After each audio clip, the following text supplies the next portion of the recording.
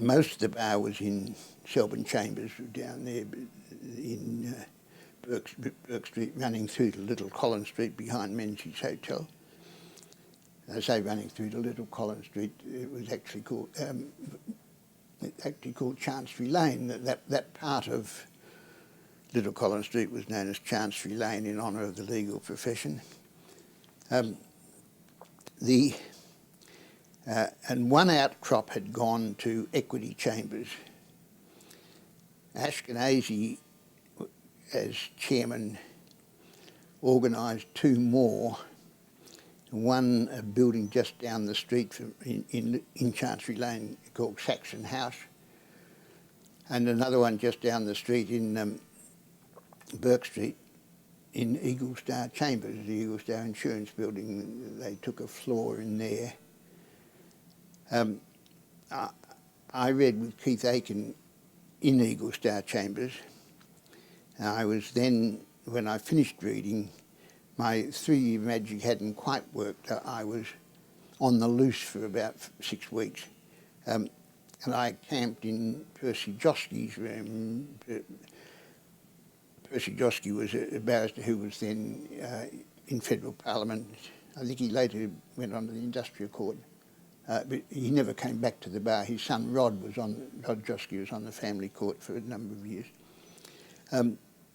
So Percy Josky let me use his room, and then I got a small room, not much bigger than a broom cupboard, but a nice broom cupboard, in Eagle Star Chambers myself, and stayed there until we came across to Rowan Dixon Chambers.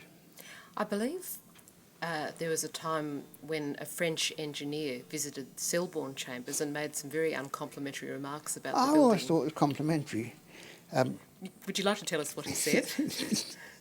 Yeah, well, you've got to remember that in the Selborne Chambers was on a split level arrangement. You come into Burke Street, and about the middle of, halfway down to Chancery Lane, you went down some steps, and the thing widened out, and there were rooms on both sides, ground floor and first floor, and around the first floor there was a balcony. So here were all these separate rooms, and the balconies up there, all rather shabby. And this French engineer, he was out for an arbitration, he took one look at this and he said, "This is so nostalgic, this is just like a Middle Eastern brothel." And was he referring to the building or the inhabitants? Mm-hmm. Was he referring to building both, or inhabitants? I mean, I could understand it on the building when you think there are all the rooms filled with individuals practising on their own account, there to make the clients happy. You know, there are a number of similarities between a well-kept brothel, I imagine, and the bar. And certainly in that building one could see the...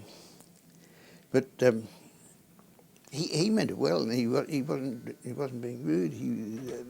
I've got no doubt that he knew what Middle Eastern brothels looked like, and they did look, with their balconies and etc., that they did look like